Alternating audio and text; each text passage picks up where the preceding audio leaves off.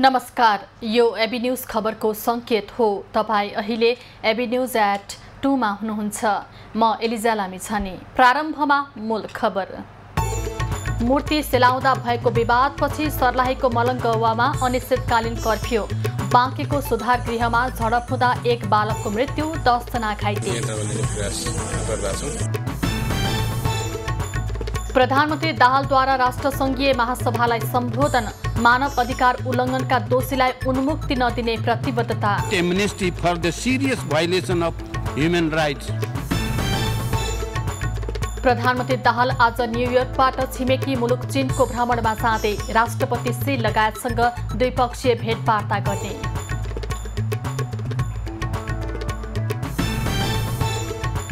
शिक्षा विधेयक संशोधनको माग गर्दै शिक्षकहरूद्वारा तेस्रो दिन पनि काठमाडौँमा प्रदर्शन।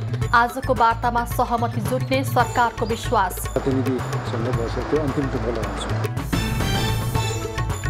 र नेपाल क्रिकेट संघको अध्यक्षमा चन्द्र राज भण्डारी बीच प्रतिस्पर्धा हुने। सचिवमा नेपाली क्रिकेट टोलीका पूर्व कप्तान खड्काको सम्भावना बलियो।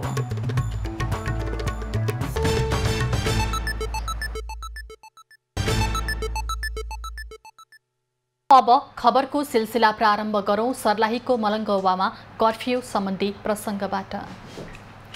जिल्ला प्रशासन कार्यालय सर्लाहीले मलङ्गवा नगर क्षेत्रमा कर्फ्यू आदेश जारी गरेको छ। गैराती गणेशको मूर्ति सेलाउने क्रममा भएको विवादलाई मध्यनजर गरी प्रशासनले कर्फ्यू आदेश जारी गरेको हो। मलङ्गवा नगर क्षेत्रमा भएको सार्वजनिक सम्पत्तिको तोडफोड, आगजनी, ढुङ्गामुढा प्रहार, उच्छृङ्खल गतिविधि लगायत विरोध प्रदर्शनका कारण सर्वसाधारणको सुरक्षामा पर्न सक्ने जोखिमलाई मध्यनजर गरी कर्फ्यू आदेश जारी गरिएको जिल्ला प्रशासनले जनाएको छ। मलङ्गवा नगर क्षेत्र पूर्वमा झिम नदी, पश्चिममा मुसैली नहर, दक्षिणमा नेपाल भारत सीमा क्षेत्र र उत्तरमा प्रहरी पोस्टर बाबा पेट्रोल पम्प सीमा क्षेत्रभित्र कसैले आवतजावत गर्न नपाइने प्रशासनको सूचनामा उल्लेख छ। त्यस्तै सो क्षेत्रमा भेला हुन नपाइने, बाहिर हिँडडुल गर्न एवं अरू कुनै प्रकारको उच्छृङ्खल गतिविधि गर्न नपाउने गरी गैराती 10 बजेदेखि अर्को आदेश वा व्यवस्था नहुन्जेलसम्मको लागि कर्फ्यू आदेश जारी गरिएको जिल्ला प्रशासन कार्यालयले जनाएको छ। गैराती भएको झडपमा परि प्रहरी सहित केही घाइते भएका छन्। घाइतेहरूको प्रादेशिक अस्पताल मलङ्गवामा उपचार भइरहेको छ। मूर्ति विसर्जन गर्न गएकाहरूलाई अर्को समूहले ढुङ्गामुढा गरेपछि स्थितिलाई नियन्त्रणमा लिन प्रहरीले केही सेल अश्रु ग्यास प्रहार गरेको थियो। अहिले मलङ्गवामा ठूलो सुरक्षाकर्मी परिचालन गरिएको छ। यसअघि गएको भदौ 22 गते पनि कृष्णको मूर्ति विसर्जन गर्ने क्रममा यही क्षेत्रमा झडप भएको थियो। झडपपछि जिल्ला प्रशासन कार्यालय सर्लाहीले 23 गते बेलुका 5 बजेदेखि 24 गते बिहान 8 बजेसम्म कर्फ्यू लगाएको थियो। दर्शकवृन्द, र यही विषयमा थप जानकारी दिन र सर्लाहीको पछिल्लो वस्तुस्थितिबारे जानकारी दिन हाम्रा खबरदाता बख्तियार अली हामीसँग सम्पर्कमा जोडिनु भएको छ। बख्तियार, जिल्ला प्रशासन कार्यालय सर्लाहीले मलङ्गवा नगर क्षेत्रमा कर्फ्यू आदेश जारी गरेको छ।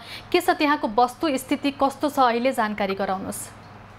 एलिजा, हिजो लमसम 7:45 बजेको करिबमा, रातिको 7:45 बजेको करिबमा भगवान गणेशजीको मूर्ति सेलाउने जाने क्रममा दुई समुदाय बीच ढुङ्गा हानाहान भएको थियो र उक्त ढुङ्गा हानाहान भएपछि एक किसिमको जुन वातावरण असहज भएपछि त्यस ढुङ्गा हानाहानमा केही स्थानीयहरू पनि घाइते भएको छ भने केही प्रहरीहरू पनि घाइते भएको थियो र तत्पश्चात प्रहरीले जुन अवस्था थियो त्यसलाई नियन्त्रणमा लिनको लागि ठुलो सङ्ख्यामा प्रहरी परिचालन गरेपछि हिजो राति अवस्था कन्ट्रोल भएपछि लमसम 10 बजेको हाराहारीमा जिल्ला प्रशासन कार्यालय सर्लाहीले तपाईँलाई कर्फ्यू आदेश, अनिश्चितकालीन कर्फ्यू आदेश जारी गरेको थियो। एलिजा, बख्तियार, जस्तो कि मूर्ति विसर्जनको क्रममा दुई समुदायबीच झडपको स्थिति आएको थियो भनेर हामीलाई जानकारी गराउनु भयो। झडपको स्थिति चाहिँ के कारणले आएको हो, यस विषयमा जानकारी गराउनुहोस् न। अब यो भन्दा पहिला पनि मलङ्गवा वार्ड नम्बर 3 कै एक ठाउँमा दोहोरो झडप भएको थियो। मूर्ति विसर्जन गर्ने क्रममा र मूर्ति सेलाउने क्रममा र त्यो अवस्था नसेलाउँदै अर्को यो हिजो घटना भएको छ र स्थानीयहरूको के माग छ भने अब जुन दोषी छ चाहे जुन समुदायको होस् त्यसलाई कारबाही हुनु पर्यो र प्रशासनको जुन इम्प्लिमेन्टेसन हुनु पर्थ्यो पोटेन्सियल एक किसिमको योजना हुनु पर्थ्यो प्रशासनको दीर्घकालीन नीति र योजना नभएपछि यो खासमा घटना भएको छ एक किसिमको चुक भएको छ एलिजा प्रशासनबाट प्रशासनले जुन तरिकाले ह्यान्डल गर्नुपर्ने थियो यो कुराहरूलाई असहज लिएपछि अहिले सर्लाहीको मलङ्गामा अवस्था एकदमै तनावग्रस्त छ स्थानीयवासीहरू एकदम डर त्रासले यहाँ पनि बाँचेको छ हिजो रातिदेखि छिनछिनमा झडप हुने र अहिले पनि जिल्ला प्रशासन कार्यालयमा ढुङ्गामुढा भइरहेको छ र यस्तो अवस्था भएपछि यहाँ ठाउँमा अब स्थानीयहरूको पसल पनि आगो लगाएको छ भने अब स्थानीयहरूको घरमा ढुङ्गामुढा भइरहेको अवस्था अहिले पनि छ एलिजा र यस्तो अवस्था आउनुमा कहीँ यहाँका व्यक्तिहरू जुन बुद्धिजीवीहरू छ उनीहरूको के ठम्याइ छ भने एलिजा कि यहाँ प्रशासनले चुकेको हो जब पहिलो घटना भयो त्यो घटनालाई स्थानीय प्रशासनले किन वास्तवमा एक किसिमको दोषीहरूलाई कारबाही गर्नु पर्थ्यो र त्यो दोषीहरूलाई पक्रेर सजायको भागीदारी बनाउनु पर्थ्यो तर त्यस्तो हुन सकेन र त्यो नभएपछि अर्को यो हिजो राति जुन घटना भएको छ यसप्रति समुदायमा एक किसिमको आक्रोश छ प्रशासनप्रति किन बार पटक यस्तो घटना भइरहेको छ सर्लाहीमा र यसको दोषी को हो र तिनीहरूलाई अहिलेसम्म प्रशासनले किन पहिचान गर्न सकेको छैन र त्यो दोषीहरूलाई यथाशीघ्र कारबाही नगरेसम्म एक पक्षको माग छ हाम्रो आन्दोलन जारी रहनेछ तर यो तानातानको अवस्थामा मलङ्गा नगरपालिकाको जुन स्थानीयवासीहरू छ त्यहाँ डर तरासको माहौल सिर्जना भएको छ यद्यपि प्रशासनले ठुलो संख्यामा प्रहरी परिचालन गरेको छ मलङ्गा नगरपालिकामा कर्फ्यू जारी नै कर्फ्यू भए पनि कर्फ्यूको आदेश प्रशासनले जारी गरे पनि यहाँ ठाउँमा प्रदर्शन भइरहेको अवस्था छ र जनताहरू एक किसिमको दोहोरो झडपको अवस्था भइरहेको अवस्था छ एलिजा बक्तियार जस्तो कि यसअघि पनि भदौ 22 गते पनि मूर्ति विसर्जनका क्रममा यस्तै प्रकृतिको घटना भएर कर्फ्यू आदेश जारी गरिएको थियो त्यही घटना हिजो पनि दोहोरिएको छ के छ जिल्ला प्रशासन कार्यालयले यस विषयमा के भनिरहेको छ कर्फ्यूले त्यहाँका नागरिकहरू त्रसित भएका होलान् जनजीवन अस्तव्यस्त बनेको होला सुरक्षा सतर्कता अपनाउनु पर्ने हिजो पनि त्यहाँ के कारणले लापरवाही भएको हो यस विषयमा त्यहाँको प्रशासनसँग केही कुराकानी गर्नुभएको छ हामीले अब अहिले भर्खरै एलिजा यहाँको प्रमुख जिल्ला अधिकारी इन्द्रदेव यादवसँग कुरा गरेका थियौँ र उहाँले एक किसिमको आज 10 बजे नै एक किसिमको सर्वदलीय बैठक डाकेको थियो र त्यो डाकेपछि जिल्ला प्रशासन माथि नै ढुङ्गामुढा भयो त्यही अवस्थामा मिटिङ भइरहेको अवस्थामा ढुङ्गामुढा भएको अवस्था थियो र यहाँका जनताहरूले शान्ति चाहेको छ सद्भाव चाहेको छ तर प्रशासन कहीँ न कहीँ गल्ती गरेको यहाँका नागरिक समाज बुद्धिजीवीहरूको भनाइ छ कि प्रशासनले जुन रूप लिनु पर्थ्यो प्रशासनले जुन कारबाहीको दायरा अगाडि बढाउनु पर्थ्यो त्यो दायरा नबढाएर यो पुनः घटना घटेको हो र यसको जिम्मेवारी प्रशासनले लिनुपर्छ भनेको स्थानीयहरूको भनाइ छ एलिजा बक्तियार जानकारीको लागि धन्यवाद त्यहाँ रहेर हामीलाई खबर अध्यावधि गराइरहनुहोला दर्शकवृन्द उहाँ हुनुहुन्थ्यो हाम्रा खबरदाता बक्तियार अली सर्लाहीबाट जिल्ला प्रशासन कार्यालय सर्लाहीले मलङ्गवा नगर क्षेत्रमा कर्फ्यू आदेश जारी गरेको छ गैराती गणेशको मूर्ति सेलाउने क्रममा भएको विवादलाई मध्यनजर गरी प्रशासनले कर्फ्यू आदेश जारी गरेको हो हामीलाई यसै विषयमा जानकारी गराउँदै हुनुहुन्थ्यो अब लागौं बाँकी खबरतर्फ बाँकेको जयन्तु बाल सुधार गृहमा तोडफोड र आगजनीमा उत्रेका सुधार गृहमा रहेका रूपन्देहीका सुलभ केसीको झडपमा परि मृत्यु भएको छ एक अर्का बीचको झडपका क्रममा केसीको मृत्यु भएको प्रहरीले जनाएको छ डुडुवा गाउँपालिका 6 स्थित सुधार गृहमा रहेका 255 जना मध्ये 9 जना अझै फरार रहेका छन् नेपाल मेडिकल कलेज नेपालगञ्जमा 10 घाइतेको उपचार भइरहेको प्रहरीले जनाएको छ किशोर र युवाको समूहले गैरातीदेखि नाराबाजी गर्दै तोडफोड गरेका हुन् दुई पक्ष बिचमा आपसी द्वन्द झडपको कारण यो अस्वस्थ परिस्थिति सिर्जना भएको देखिन्छ र अहिले हिजो रातभरिको र हिजोको भन्दा अवस्था अहिले सामान्यकरण भएको छ हामीले दुई पक्षलाई संयमित बनाउँदै अवस्थालाई परिस्थितिलाई नियन्त्रणमा लिने प्रयास गरिरहेका छौँ एक आपसमा झगडा गर्ने क्रममा प्रहरीले स्थितिलाई मत्थर पार्न खोज्दा बालबिज्याएको समूहले प्रहरीमाथि आक्रमण गरेका थिए। उनीहरूले प्रहरीलाई गाली गलौज गर्दै आक्रमण गरेपछि रातभर अवस्था तनावग्रस्त बनेको थियो। सुधार गृहको झ्यालका सबै सिसा फुटेका छन्। उनीहरूले कोठामा आगजनी समेत गरेका छन्। त्यसक्रममा भागेका 25 जनालाई नियन्त्रणमा लिएको प्रहरीले जनाएको छ। सुधार गृहमा पसेर बल प्रयोग गर्न नपाउने कानुनी प्रावधानको कारण प्रहरीलाई स्थिति नियन्त्रणमा लिन कठिनाई भएको बताइएको छ। 2079 माघ 25 गते पनि उक्त सुधार गृहमा आगजनी भएको थियो। प्रधानमन्त्री पुष्पकमल दाहालले संक्रमणकालीन न्यायको बाँकी काम पूरा गर्नु आफ्नो मुख्य राजनीतिक एजेन्डा भएको बताएका छन्।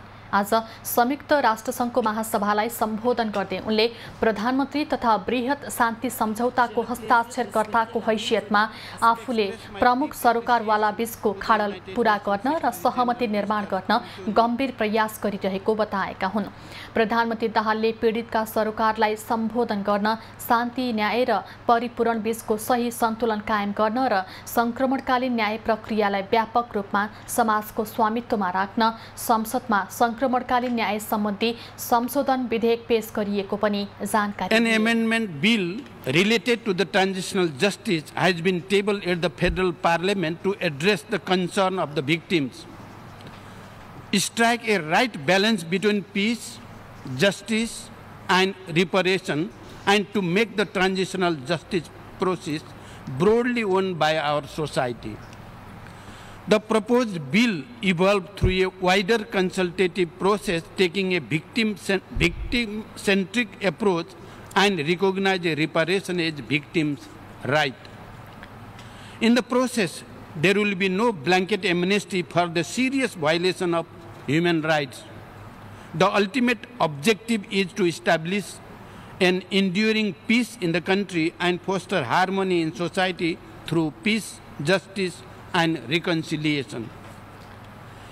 I appeal the international community for their goodwill and support to the conclusion of the final leg of our peace process and to duly recognize this rare example of successful conflict transformation.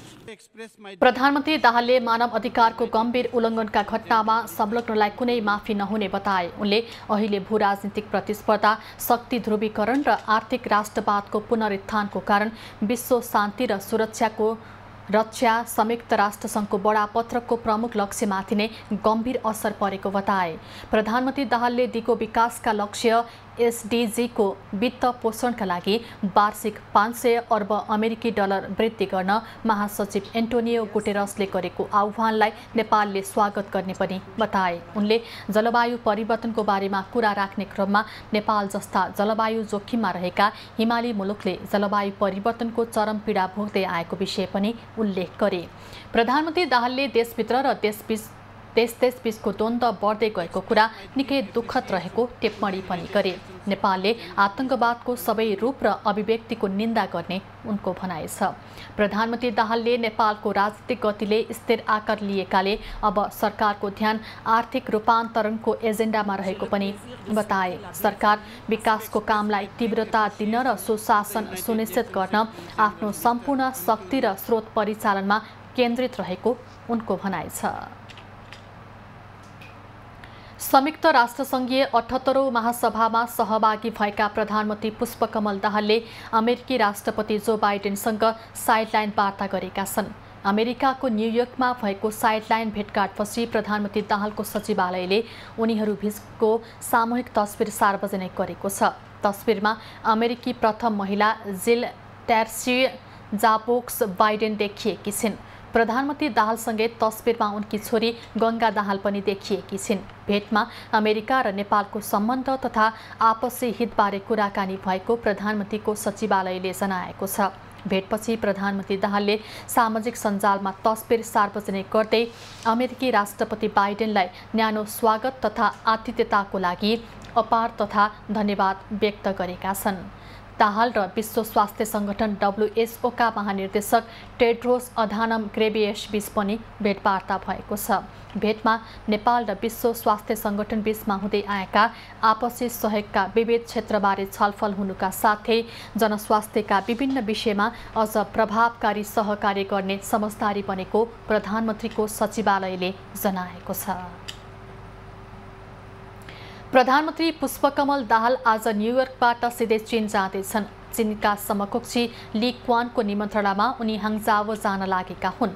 न्युयोर्कबाट स्थानीय समयअनुसार आज राति 1:30 बजेको फ्लाइटमा प्रधानमन्त्री नेतृत्वको टोली हाङजाओ प्रस्थान गर्ने उनको सचिवालयले जानकारी दिएको हो। प्रधानमन्त्री दाहालले चीनका राष्ट्रपति सी जिनपिङसँग भेट्ने कार्यक्रम छ। भोलिदेखि सुरु हुने एसियाली खेलकुदको उद्घाटन समारोहमा सरिक भएपछि प्रधानमन्त्री दाहाल र राष्ट्रपति सी बीच भेटवार्ता हुनेछ। चीनको 7 दिने भ्रमणका क्रममा प्रधानमन्त्री दाहालले समकक्षी ली क्वान र चीनको नेशनल कांग्रेसका अध्यक्ष झाओ लेजीसँग बेजिङमा द्विपक्षीय भेटवार्ता गर्ने कार्यक्रम रहेको परराष्ट्र मन्त्रालयले जनाएको छ। बेजिङ स्थित नेपाली राजदूतावासको कार्यालयमा उद्योग वाणिज्य महासंघ र चीनको अन्तर्राष्ट्रिय व्यापार प्रवर्धन परिषदले संयुक्त रूपमा आयोजना गर्ने नेपाल चीन लगानी सम्मेलनलाई पनि प्रधानमन्त्री दाहालले सम्बोधन गर्नेछन्। त्यसपछि प्रधानमन्त्री दाहालले चोङकिङ नगरपालिकामा कृषि र औद्योगिक विकासको निरीक्षण गर्ने कार्यक्रम रहेको परराष्ट्र मन्त्रालयले जनाएको छ। नेपालसँग सीमा जोडिएको चीनको तिब्बत स्वायत्त क्षेत्र लासाको भ्रमण गरी 30 सेप्टेम्बरमा प्रधानमन्त्री नेतृत्वको टोली स्वदेश फर्कने तालिका छ। विद्यालय शिक्षा विधेयकको विरोधमा शिक्षकहरूले आज पनि प्रदर्शनी जारी राखेका छन्। उनीहरूले लगातार तेस्रो दिन काठमाडौँको माइतीघर मण्डलादेखि बानेश्वरसम्म प्रदर्शन गरेका हुन्। आफूहरूको माग पूरा गर्ने सम्बन्धमा विगतमा भएको सहमति विपरीत विधेयक ल्याइएको आरोप आन्दोलनरत पक्षले लगाएको छ। यसपटक भने आफूहरूको माग पूरा गराएर मात्रै विद्यालय फर्कने अडानमा उनीहरू छन्। हामी राज्यप्रति यो तपाईको जुन खालको यो तपाईको शिक्षा मन्त्रीप्रति हाम्रो गोरविमत हो, यसलाई एडिटिङ गरोस्, यसलाई ड्राफ्टिङ गरोस्। हिजो शिक्षक महासंघले पेश गरेको 2151 बुँदे र 30 बुँदे तपाईँ हाम्रो बुँदाहरू जबसम्म एटेच हुँदैन तबसम्म हाम्रो भौतिक रूपमा हाम्रो आन्दोलन यसरी नै अगाडि बढिरहन्छ।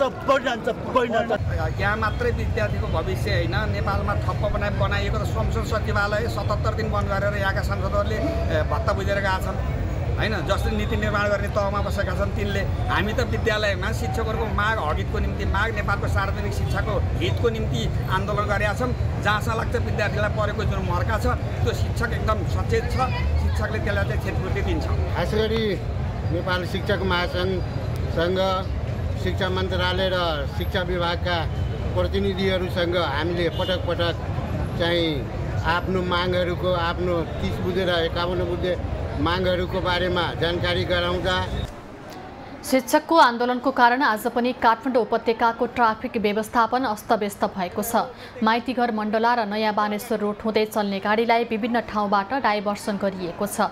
चक्रपथ, गौशाला, तिनकुने, सातो बाटो, बल्खु, कलङ्की, भद्रकाली लगायत ठाउँबाट गाडी डाइभर्सन गरिएको ट्राफिक प्रहरीले जनाएको छ। आन्दोलनको कारण आज पनि देशका धेरैजसो सामुदायिक विद्यालय बन्द भएका छन्। सरकारले भदौ 27 गते संसदमा दर्ता गरेको विद्यालय शिक्षा विधेयकको विरोधमा शिक्षकहरूले बुधबारदेखि काठमाडौँ केन्द्रित सडक आन्दोलन गर्दै आएका छन्।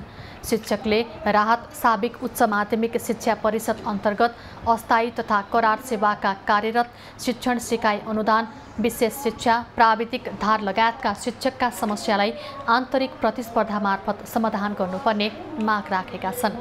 त्यस्तै विद्यालयमा कर्मचारीको दरबन्दी सिर्जना गरी हाल कार्यरतलाई स्थायीको प्रक्रियामा लैजानुपर्ने तथा अवकाश प्राप्त वा अवकाशमा जान चाहनेलाई सुविधा प्रदान गर्नुपर्ने माग पनि उनीहरूको छ। त्यस्तै बाल शिक्षकलाई पनि प्राथमिक तह तृतीय श्रेणी सरह सुविधा दिनुपर्ने, शिक्षक बढुवाको प्रावधानलाई व्यावहारिक बनाउनुपर्ने, शिक्षकलाई सङ्घीय सरकार मातहतमै राख्नुपर्ने, निजी तथा संस्थागत विद्यालयमा कार्यरत शिक्षकलाई पनि सरकारी सरह सुविधा प्रदान गर्नुपर्ने लगायत 17 बुँदे माग शिक्षकका छन्। सरकारले आन्दोलित शिक्षकहरूको माग पूरा गर्ने गरी छलफल सुरु गर्ने बताएको छ। शुक्रबार बिहान कार्यवाहक प्रधानमन्त्री पूर्णबहादुर खड्काले मन्त्रालयमा उपप्रधान तथा गृहमन्त्री नारायण काजी श्रेष्ठ, कानुन न्याय तथा संसदीय मामिला मन्त्री धनराज गुरुङ, शिक्षा विज्ञान तथा प्रविधि मन्त्री अशोक कुमार राई, सञ्चार तथा सूचना प्रविधि मन्त्री रेखा शर्मासँग छलफल गरेका हुन्। छलफलपछि सञ्चारकर्मीहरूसँग कुरा गर्दै कानुन न्याय तथा संसदीय मामिला मन्त्री धनराज गुरुङले आज बस्ने तेस्रो चरणको वार्तापछि समस्या समाधान हुने बताए।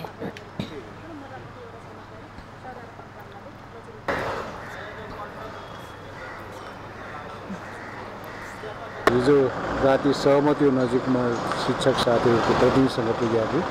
त्यस सन्दर्भमा चाहिँ नि ती बुदागत रूपमै हामीहरू बसेर छलफल गऱ्यौँ र अब एकछिनपछि शिक्षक साथीहरू प्रतिनिधिसँग बसेर त्यो अन्तिम टुङ्गो लगाउँछौँ। आन्तरिक छलफलको लागि भन्दै सरकारले थप समय मागेपछि आन्दोलनरत शिक्षक र सरकारबीच बिहान हुने भनिएको वार्ता दिउँसो हुने भएको हो। सरकार र आन्दोलनरत शिक्षक दुवै पक्ष आन्तरिक तयारी गरेर छलफललाई निष्कर्षमा पुर्याउने तयारीमा छन्। दुवै पक्ष आन्तरिक तयारीमा छौँ। वार्ताले आकार लिएको छैन, त्यसैले यसो भयो भन्ने अवस्था छैन। अब हामी आन्दोलन परिचालन समितिको बैठक बस्छौँ, वार्ता समिति बनाउँछौँ। यताबाट वार्ता समिति बनेको छ, उहाँहरू आन्तरिक गृह कार्यमा हुनुहुन्छ, हामी पनि आन्तरिक गृह कार्यमा जान्छौँ। त्यसपछि औपचारिक संवाद सुरु हुन्छ। वार्ता निष्कर्षमा पुग्ने टुङ्गो नभएकाले आन्दोलन भने जारी रहने शिक्षक महासङ्घको भनाइ छ। यसअघि बिहिबार पनि दुई पटक वार्ता भए पनि कुनै निष्कर्ष निस्कन सकेको थिएन। शिक्षकहरू बुधबारदेखि आन्दोलनमा उत्रिएका छन्। संसदमा दर्ता भएको विद्यालय शिक्षा विधेयकमा समावेश गरिएका प्रावधानप्रति असहमति जनाउँदै सार्वजनिक विद्यालयका शिक्षक बुधबारदेखि राजधानी केन्द्रित आन्दोलनमा उत्रिएका हुन्। नेपालको परराष्ट्र नीतिमा साझा सहमति बनाएर राष्ट्रिय प्रतिबद्धता व्यक्त गर्ने अवस्था बनाउनु पर्ने सांसदहरूले बताएका छन्। अन्तर्राष्ट्रिय सम्बन्ध र पर्यटन समितिको बैठकमा सांसदहरूले दलहरूबीच देशभित्र आन्तरिक द्वन्द्व भए पनि परराष्ट्र नीतिमा भने एक हुनुपर्ने बताएका छन्। छलफलमा नेकपा एकीकृत समाजवादीका अध्यक्ष माधव नेपालले राष्ट्रिय सुरक्षा नीतिको बारेमा पनि साझा सहमति बनाउनु पर्ने बताए। राष्ट्रिय सुरक्षा नीतिको कुरा पनि अर्को जोडिएको विषय पनि हो। राष्ट्रिय सुरक्षा नीति सम्बन्धी पनि डकुमेन्ट मै प्रधानमन्त्री भएको बेलामा तयार गरिएको थियो। तयार गरिसकेपछि त्यसबारेमा पनि एउटा राष्ट्रिय सहमतिको अवस्था बनाउन सकिने अवस्था बन्छ बन्दैन, किनभने अन्तर्राष्ट्रिय यो पर्यटन यो के भन्छ कूटनीतिसँग पनि जोडिएको विषय हो, सुरक्षाको विषय पनि। नेपाली कांग्रेसका सांसद विमलेन्द्र निधिले परराष्ट्र नीति साझा सहमति हुन आवश्यक रहेको र भारत, चीन, अमेरिका, बेलायत लगायतका देशहरूबाट आइरहेको प्रतिनिधि मण्डलबारे जानकारी हुनुपर्ने बताए। चीन र भारतबाट पनि निरन्तर रूपमा एकपछि अर्को डेलिगेसनहरू विभिन्न तहमा नेपालमा आइरहने भएको छ। त्यस्तै अमेरिकाबाट, बेलायतबाट, युएनबाट पनि र अरू मुलुकहरूबाट पनि नेपालसँग राम्रो सम्बन्ध भएका र नेपालको सरकार भएका, नेपालमा राजनीतिक स्थिरता, लोकतन्त्र र डेभलपमेन्टको लागि, विकासको लागि सरकार राख्ने र सहयोगी मुलुकहरूको कुनै न कुनै तरिकाबाट प्रतिनिधि डेलिगेसनहरू यहाँ नियमित रूपमा आइरहेको छ। नेकपा एमालेका सांसद दामोदर पौडेलले युक्रेन रुस युद्धताका नेपालले लिएको निर्णयलाई लिएर विभिन्न आशंका उब्जिएको भन्दै त्यसको लागि पनि साझा सहमतिमा परराष्ट्र नीति बनाउनु पर्ने बताए। रुस युक्रेन युद्धको बेला सरकारले बोलेका विषयहरूले अलि विवादित गराएको छ। नेपाल तटस्थ होइन होला, असंलग्न होइन होला भन्ने विषय चाहिँ नेपालले केही न केही त्यो युद्धबाट कि फाइदा लिएको छ कि व्यापार गरेको छ भन्ने चाहिँ आम रूपमा परेको छ। यो परराष्ट्र नीतिका बारेमा हामी अलिक गम्भीर भएर छलफल गर्न जरुरी छ भन्ने लाग्छ। नेकपा माओवादी केन्द्रका सांसद वर्षमान पुनले नेपालमा संस्कृति नीति बनाउन जरुरी देखिएको बताए। प्रमुख प्रतिपक्षी दल नेकपा एमाले सुन तस्करी प्रकरणको छानबिन गर्ने आयोग घोषणा गरी कार्य प्रारम्भ गर्न माग गरेको छ। प्रमुख प्रतिपक्षी दल एमाले सरकारसँग भएको सहमति अनुरूप सुन तस्करी प्रकरणको छानबिन गर्न आयोग घोषणा भई कामको थालनी हुनुपर्ने बताएको हो। आयोगको माग गर्दै आयोगको एमाले सरकार संसदबाट गरेको प्रतिबद्धता पूरा नगर्न उद्यत नदेखिएको आरोप लगाएको छ।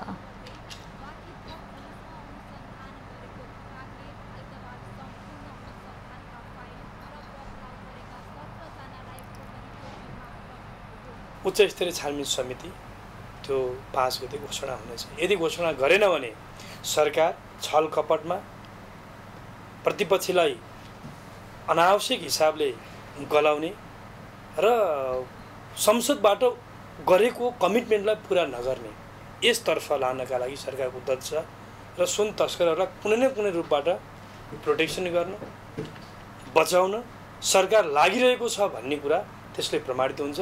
त्यतातर्फ मुलुक नजाओस् भन्नका लागि हामी सरकारलाई सचेत पनि गराउन चाहन्छौँ। सुन तस्करी प्रकरणको छानबिनको लागि आयोग गठन गर्ने सहमति अनुरूप सरकारले आयोग गठन गर्ने विश्वास सत्ता साझेदार कांग्रेसको छ। सरकारको नेतृत्व गरिरहेको नेकपा माओवादी केन्द्रले पनि सरकारले पूर्व प्रतिबद्धता अनुसार आयोग गठन गरेर छानबिन अघि बढाउने भन्दै आशंका नगर्न आग्रह गरेको छ। सरकार र जुन प्रतिपक्षी दलसँग जुन आयोग गठन गर्ने कुरा उच्च स्तरीय छानबिन आयोग गठन गर्ने कुरा सहमति भएको हो। मलाई लाग्छ सरकारसँग भएको सम्झौता आयोग गठन प्रक्रियामा सरकार लागि पर्छ, लाग्छ, गर्छ होला। दलका नेताहरूको निर्देशअनुसार हामीले नै दस्तखत गरेर एउटा सहमति गरेका थियौँ र त्यो सहमति अनुसार असोजको 5 गते आयोग पनि बन्ने र त्यही दिनबाट चाहिँ काम पनि सुरु गर्ने भनेर भन्ने थियो। सम्भवतः त्यो त अगाडि बढ्छ होला।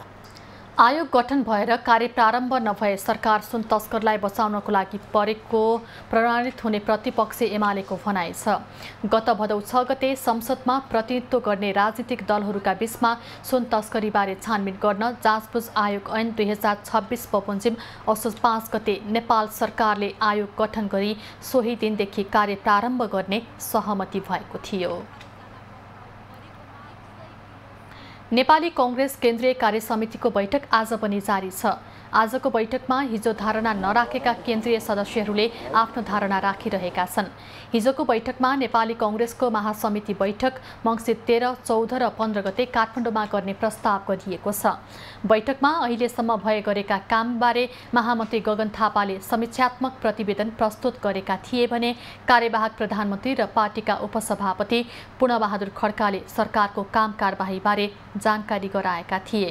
बिहीबारको बैठकमा बोल्दै कांग्रेसका प्रदेश सभापतिहरूले आफूहरूलाई अधिकार नै नदिएको भन्दै आपत्ति जनाए। अधिकार नदिई झुलाइरहने हो भने प्रदेशका संरचना नै खारेज गरिदिन उनीहरूले नेतृत्वलाई चेतावनी समेत दिए। उनीहरूले पार्टीको कार्य सम्पादनमा प्रदेश सभापतिलाई अनिवार्य राख्न माग समेत गरे।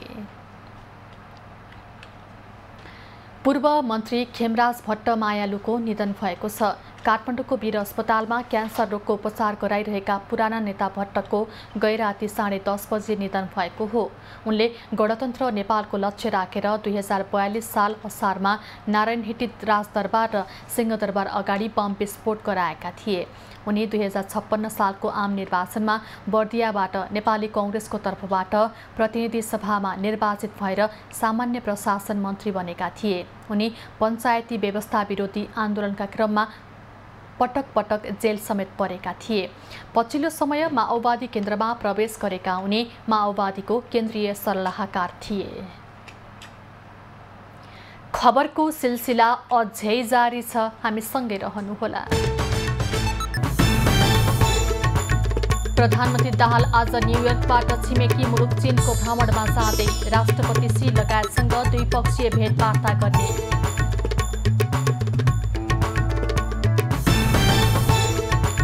शिक्षा विधेयक संशोधनको माग गर्दै शिक्षकहरूद्वारा तेस्रो दिन पनि काठमाडौँमा प्रदर्शन।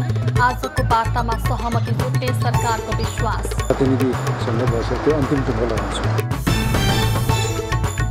र नेपाल क्रिकेट संघको अध्यक्षमा चन्द्र राजभण्डारी बीच प्रतिस्पर्धा हुने। सचिवमा नेपाली क्रिकेट टोलीका पूर्व कप्तान खड्काको सम्भावना बलियो।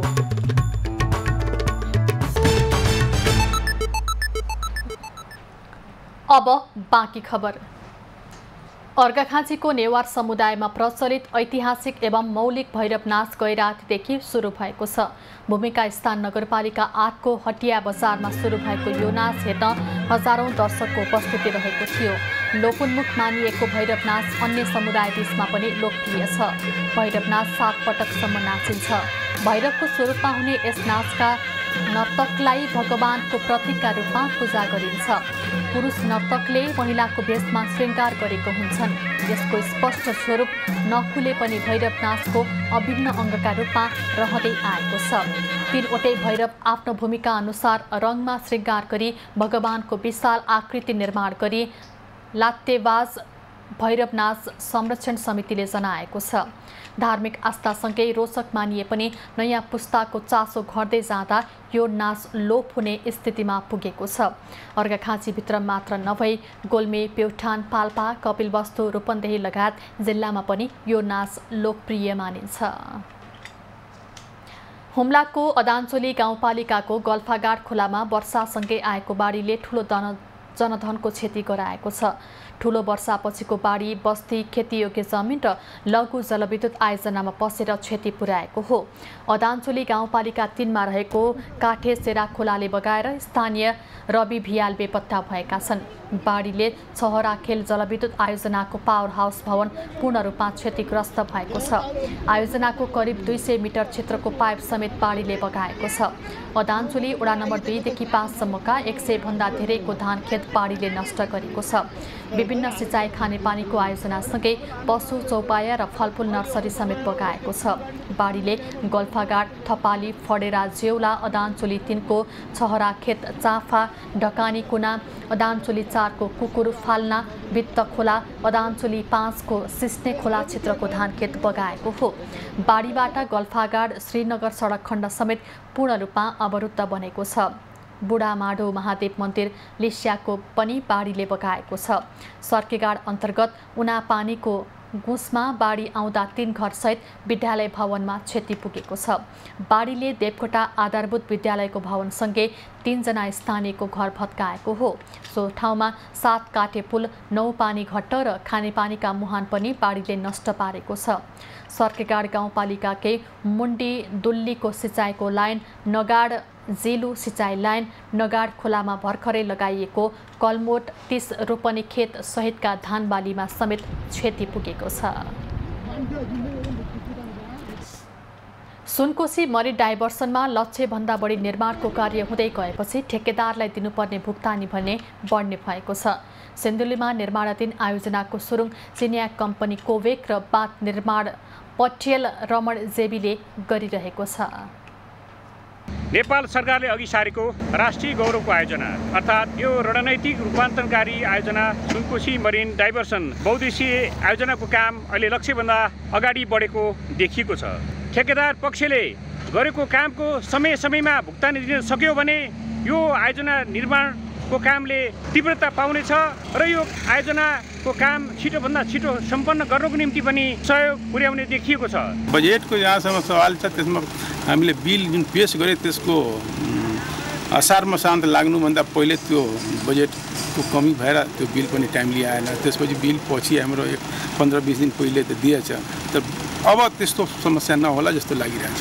1 वर्षभरिलाई पुग्ने गरी बजेट विनियोजन भएको हुन्छ, तर ठेकेदार पक्षबाट काम द्रुत गतिमा अगाडि बढिरहेको हुनाले अर्थ मन्त्रालयले विनियोजन गरेको बजेट हामीलाई कम भएको अवस्था अघिल्लो आर्थिक वर्षमा भयो।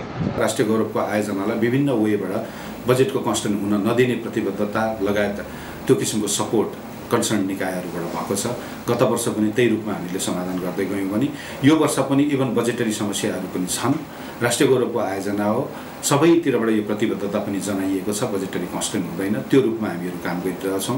यो आयोजनाको सुरु निर्माण गर्ने कामको ठेक्का पाएको चिनिया ठेकेदार पक्षले 13.3 किलोमिटर मध्ये करिब करिब 9 किलोमिटर सुरुङ निर्माण गर्ने लक्ष्यसम्म पुगिसकेको छ भने सुनकोशी नदीमा बाँध निर्माण गर्नको लागि ठेक्का पाएको पटेल रमन जेबीले समेत निर्माणको कामलाई अघि बढाएको छ र यसरी हेर्दा सुनकोशी नदीको 67 क्युबिक्स पानीलाई 13.3 किलोमिटरको सुरुङबाट सिन्धुली जिल्लाको कुसुमटारमा खसालिएपछि सो पानीलाई बागमती सिंचाई आयोजनाको पूर्वी र पश्चिम नहरबाट मध्य प्रदेशका सर्लाही महोत्तरी धनुषा बारा रौतहटका 1,22,000 हेक्टर क्षेत्रफलमा हिउँद वर्षै सिंचाई सुविधा पुर्याउनको निम्ति पनि यो आयोजनाले प्रत्यक्ष रूपमा फाइदा पुग्ने देखिएको छ र यो आयोजनाले सिन्धुली र रामेछाप जिल्लाका प्रभावित जनताहरूलाई प्रत्यक्ष फाइदा पुर्याएको छ भने यो आयोजना सम्पन्न भएपछि तराईका सिंचाइको अभावमा खेतीयोग्य उर्वरा भूमिहरूमा पर्याप्त ढङ्गले फसल अन्नबालीहरू उत्पादन हुने देखिएको छ।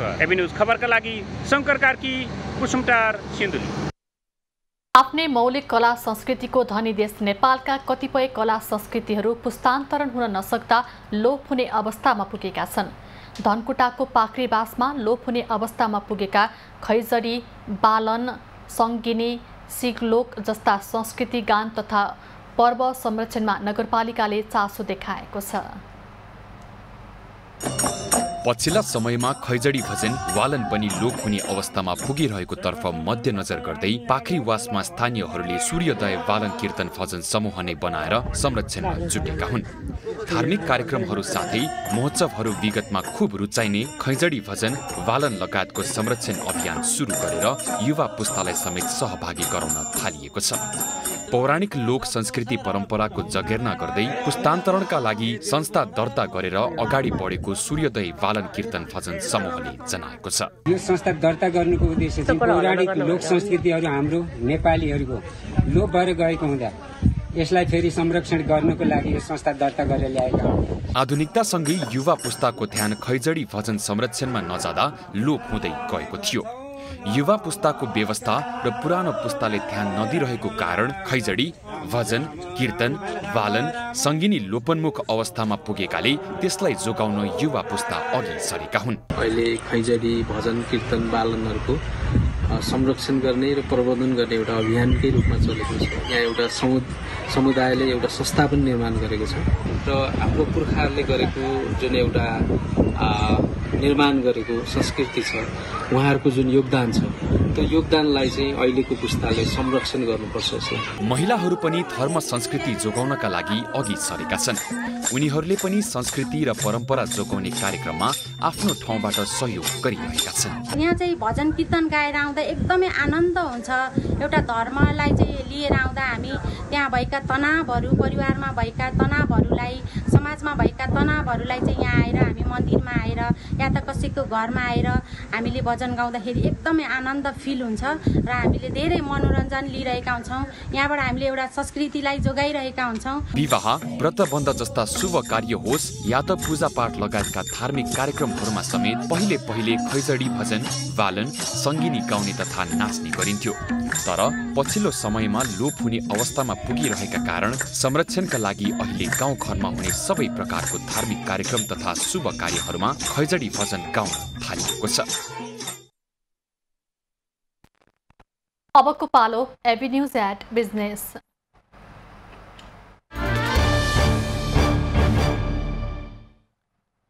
अर्थमन्त्री डाक्टर प्रकाश शरण महत Asian infrastructure investment bank AIIB को वार्षिक बैठकमा सहभागी हुन इजिप्टको राजधानी कायरो प्रस्थान गरेका छन्।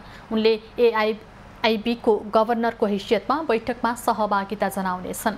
उनको साथमा राजस्व सचिव डाक्टर रामप्रसाद घिमिरे र अन्तर्राष्ट्रिय आर्थिक सहायता समन्वय महाशाखाका उपसचिव कञ्चन बस्नेत बैठकमा सहभागी हुनेछन्।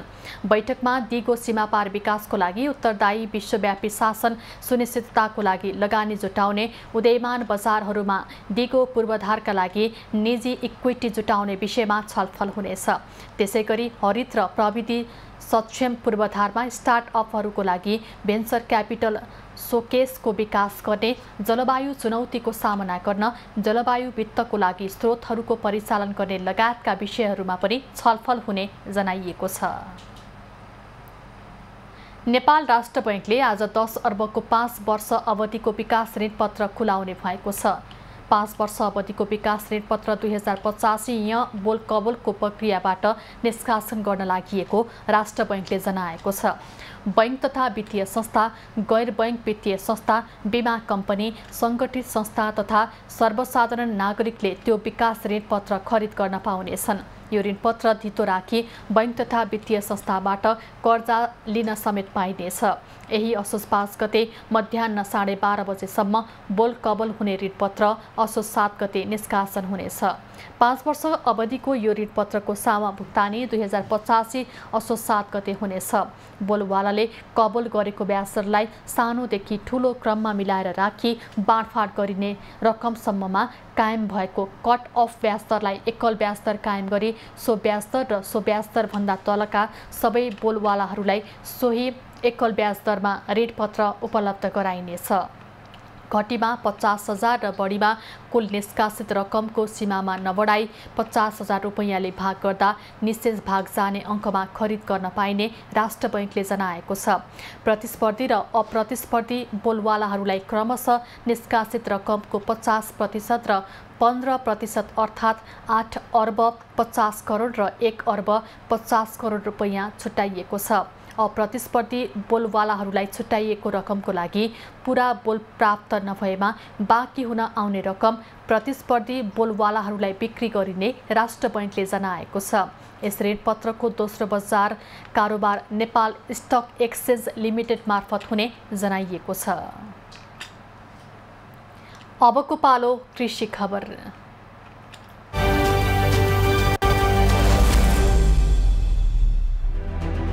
कृषि खबरको साथमा सम्पूर्ण कृषि सेवाको लागि agri Nepal soil to sale. जुम्ली स्याउले उचित मूल्य पाउन नसकिरहेको बेला झापामा सहकारी मार्फत बजारीकरणको थालनी गरिएको छ। स्याउको उत्पादन प्रवर्धनमा टेवा पुर्याउने उद्देश्यका साथ सुरु गरिएको बजारीकरण अभियानले टेवा पुग्ने देखिएको छ। बजारीकरणको अभावका कारण जुम्ली स्याउले उचित मूल्य पाउन नसकिरहेको बेला झापामा पनि जुम्लाको स्याउको सहकारी मार्फत बजारीकरणको थालिएको छ। मुलुककै नमुना सहकारीको रूपमा पहिचान बनाएको सहारा नेपाल साकोसले स्याउको उत्पादन प्रवर्धनमा टेवा पुर्याउने उद्देश्यका साथ बजारीकरणको थालनी गरिएको जनाएको हो। जुम्लाको चन्दननाथ बहुउद्देश्य सहकारी संस्थाका सदस्यले उत्पादन गरेको स्याउ सहित स्थानीय उत्पादनमा सहयोग गर्ने भएको हो। जो मुख्य छ त्यसमा सहकारीहरूले मुख्य योगदान दिनुपर्छ, सरकारले पनि त्यसमा सहयोग गर्ने छ र अब स्वदेशमै खपत हुने जिनिसहरू स्वदेशमै बिक्री वितरण गर्ने र यदि नभए बाहिर त्यसलाई चाहिँ प्रशोधन ब्रान्डिङ लगायतका कुराहरू राम्रोसँग गरेर एउटा गुणस्तरीय उत्पादनहरूलाई विदेशसम्म पुर्याउने सोचका साथ हामी सहकारीहरू अग्रसर हुनुपर्छ भन्ने मलाई लाग्छ। जुम्लाको अर्ग्यानिक उत्पादन स्याउ कागुनो, चिनो, मार्सी चामल, जिमु, ओखर, फटमास, दाल, सिमी तथा खरायो उनबाट उत्पादित सामान सहकारीले बिक्रीका लागि सहयोग गर्ने सहमति भएको छ। जुम्लाको चन्दननाथ बहुउद्देश्य सहकारी संस्थाले त्यस क्षेत्रमा किसानहरूलाई जुन स्याउको उत्पादनमा जुन सहयोग गरिरहेको छ त्यसलाई चाहिँ देशभर नै जुन नेपालकै स्याउ जुन नेपालीहरूले नै खान सकुन् भन्ने उद्देश्यले सहकारी मार्फत यो हामी बजारीकरण गरिरहेका छौँ। पहिलो पटक 6000 किलो फुजी स्याउ सहारा नेपालले लिएको छ, जसमध्ये 3 दिनमा 3000 बढी स्याउ बिक्री भइसकेको छ। संस्थाले प्रति किलो 250 रुपैयाँमा स्याउ बिक्री गर्दै आएको छ। भारतबाट आयात गरिएको स्याउ भन्दा नेपालको उच्च हिमाली क्षेत्रमा उत्पादन हुँदै आएको जुम्ली स्याउ एकदमै रसिलो, छरिलो र स्वादिलो भएको उपभोक्ता बताउँछन्। यो भारतबाट आयातित भएको त्यो स्याउहरूमा चाहिँ हामीले खाँदाखेरि त्यसमा प्लास्टिक कलर गरेर चटक्क पारेको हुन्थ्यो र त्यसमा चाहिँ त्यति स्वाद हुँदैन थियो, स्वादिष्ट नभए पनि हामी खानुपर्ने बाध्यतामा थियौँ। तर हाम्रो नेपाली माटोमा उत्पादित यो हाम्रै नेपाली दाजुभाइहरूको पसिनाबाट उत्पादित र नेपाली माटोमा उत्पादित अर्ग्यानिक यो जुम्लाको स्याउ चाहिँ यति चाहिँ स्वादिष्ट रहेछ, यति पौष्टिक रहेछ। विगतका वर्षमा सिमी, मार्सी चामल, ओखर लगायतका वस्तुहरू बजारीकरण गर्दै सहकारीले यस वर्षदेखि स्याउको बजारीकरण सुरु गरेको जनाएको छ। जुम्लामा 21,000 घरधुरीमा हरेक घर परिवारले आफ्नो बारीमा स्याउ खेती अनिवार्य रूपमा गर्ने गरेका छन्। यो वर्ष जुम्लामा 29 मेट्रिक टन 35 करोड बराबरको स्याउ उत्पादन हुने अनुमान रहेको छ। एभिन्यूज खबरका लागि छापाबाट सन्तोष न्यौपानेको रिपोर्ट। सुदूरपश्चिम प्रदेशको हिमाली जिल्लामध्ये सबैभन्दा बढी स्याउ उत्पादनको पकेट क्षेत्रका रूपमा बाजुरालाई चिनिन्छ। पछिल्लो समय स्याउ उत्पादन बढ्दै गएको भए पनि स्याउको बजारीकरण हुन नसक्दा किसानहरूको बारीमा फलेका स्याउले सोचे जस्तो आम्दानी गर्न सकेका छैनन्। वर्षातका कारण सडकको पहुँच नहुँदा बाजुराका किसानले उत्पादन गरेको स्याउ बोटमै झरेर कुहिएका छन् भने कतिपय स्याउहरू गाई बस्तुलाई खुवाउनु पर्ने बाध्यता भएको छ। स्याउ बारीबाट पिठोमा बोकेको स्याउ बजारमा ल्याउँदा कृषकहरूले उचित मूल्य समेत पाउन सकेका छैनन्। किसानका बारीमा अहिले लटरम्म स्याउ फलेका छन् तर बजार टाढा हुँदा किसानले बिक्री गर्न सक्ने अवस्था छैन। ठिकै भनौँ अहिलेसम्म त्यस्तो असन्तुष्ट पनि छैन। मेहनत गरे बराबरले पाइराखेकै छौँ। हामीले अब सोचेको अनुसार एउटा एक्सपेक्ट हुन्छ नि त्यो अनुसार चाहिँ हामीले पाउन सकेका छैनौँ। बजारलाई अन्त जानुभन्दा अरूको जागिर खाएर बस्नुभन्दा आफै बिजनेस गरेर यो बिजनेस गर्दाखेरि भोलि पर्सि अरूलाई पनि जागिर दिन सकिन्छ। हामी विगत वर्षहरूमा सडक खुल्दा स्याउ सस्तोमा भए पनि बिक्री हुने गरेको थियो तर यो पटक सडक बन्द भएकाले किसानको स्याउ बोटमै कुहिने अवस्था रहेको छ। बजार नपाएपछि स्याउ गाई बस्तुलाई समेत खुवाउनु परेको किसानको गुनासो छ। किन्न त यहाँ कोही अब त्यति आउँछन्, अब ठेकादार त कोही आउँदैन, त्यस्तै आउँछ र तर कृषि ज्ञानका गत वर्ष टेन्डर हालेको थियो, ढुङ्गरेको सहकारी पढ्यो, त्यसले चाहिँ हामीलाई चाहिँ त्यति प्रभावित गरेन। त्यसले स्याउ उत्पादन बढे पनि किसानले उचित मूल्य पाउन सकेका छैनन्। स्याउले उचित मूल्य नपाउँदा किसानहरूको मेहनत बालुवामा पानी हाले सरह भएको छ। स्याउ भण्डारण र ढुवानीमा सरकारले सहजीकरण नगरेपछि स्याउ किसानलाई वर्षेनी समस्या हुँदै आएको छ। अरू स्याउमा चाहिँ अब राज्यको लगानी के पनि छैन। राज्यले चाहिँ एउटा तपाईँले त्यहाँ अहिले त्यो चाना बनाउने चाहिँ मेसिन चाहिँ एउटा चाहिँ त्यो एउटा संस्थाले दिएको बस त्योभन्दा बाहेक अरू पनि के पनि राज्य लगानी। बाजुरामा यो वर्ष 1137 मेट्रिक टन अर्थात् करिब 50 लाख बराबरको स्याउ उत्पादन हुने अनुमान छ। कृषि ज्ञान केन्द्रले भने बाजुरामा भएको स्याउको बजारीकरण गर्न स्थानीय सरकारसँग समन्वय गरेर जिल्ला बाहिर निर्यात गर्ने योजना रहेको जनाएको छ। अनि स्थानीय सरकार र हामी कृषि ज्ञान केन्द्र मिलेर अब त्यो स्याउ उत्पादन क्षेत्रदेखि नजिकको बजारसम्मको ढुवानी कति लाग्छ त्यसका आधारमा उहाँहरूलाई ढुवानी अनुदान गराउने र कार्टुन सहयोग गर्ने प्लस उहाँहरूलाई बजारीकरणका लागि ग्रेडिङ सम्बन्धी हामीले स्थलगत तालिम अभिमुखीकरण जस्तो कार्यक्रम पनि गर्ने कार्यक्रम रहेको छ। बाजुराको बुढीनन्दा, स्वामी कार्तिक, जगन्नाथ, हिमाली, खप्तड, छेडेदह, गौमूल र हिमालमा स्याउ उत्पादन हुँदै आएको छ। स्याउको कुल क्षेत्रफल 370 हेक्टर रहेको छ भने स्याउका लागि उत्पादन हुने क्षेत्रफल 175 हेक्टर छ।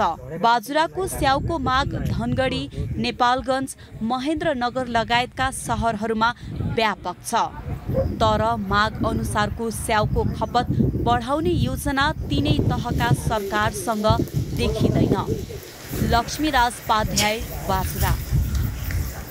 खबरको सिलसिला अझै जारी छ, हामी सँगै रहनुहोला।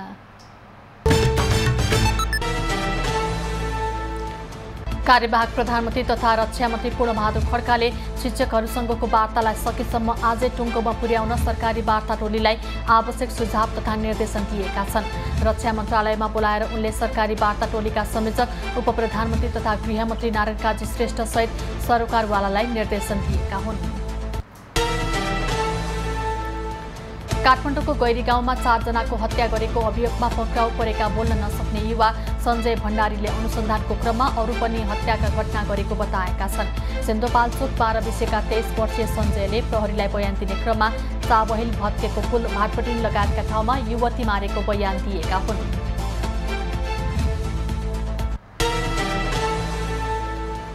राष्ट्रपति रामचन्द्र पौडेल भोलि गृह जिल्ला तनहुँ जाने भएका छन्। राष्ट्रपति बनेपछि पौडेल पहिलो पटक गृह जिल्ला जान लागेका हुन्। उनले तनहुँको भानु नगरपालिका 13 स्थित मिर्लोङमा रहेको भरे थानमा पूजा गर्नुका साथै जिल्ला सभा हल र नेपालका प्रथम जननिर्वाचित प्रधानमन्त्री बीपी कोइरालाको शालिग अनावरण गर्ने कार्यक्रम छ। खास खबरको अबको पालो एभिन्यूज एट मौसम।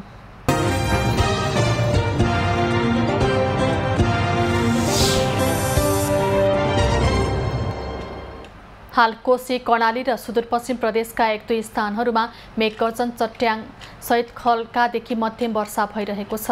अपराह्न कोशी मधेस बागमती गण्डकी र लुम्बिनी प्रदेशका केही स्थानहरूमा र बाँकी प्रदेशका थोरै स्थानहरूमा मेघगर्जन चट्याङ सहित हल्कादेखि मध्यम वर्षाको सम्भावना रहेको जल तथा मौसम पूर्वानुमान महाशाखाले जनाएको छ। आज काठमाडौँ उपत्यकाको अधिकतम तापक्रम 29 डिग्री सेल्सियस र न्यूनतम तापक्रम 19 डिग्री सेल्सियस बीच रहने अनुमान गरिएको छ। आज सूर्योदय बिहान 5:50 भयो भने सूर्यास्त साँझ 6:03 हुनेछ। आज देशभरको मौसम कस्तो रहला त हेरौँ देशका विभिन्न स्थानको अनुमानित मौसमी अवस्था।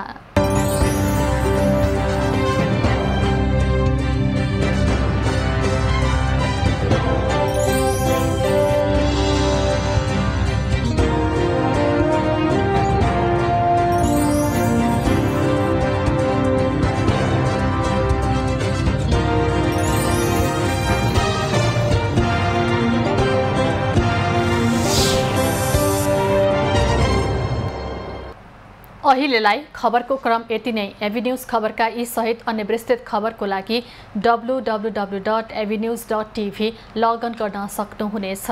युट्युब, फेसबुक र ट्विटरमा पनि हामीलाई फलो गर्न सकिनेछ। खबरभित्रको खबरको लागि हेर्दै रहनुहोला एभिन्यूज खबर।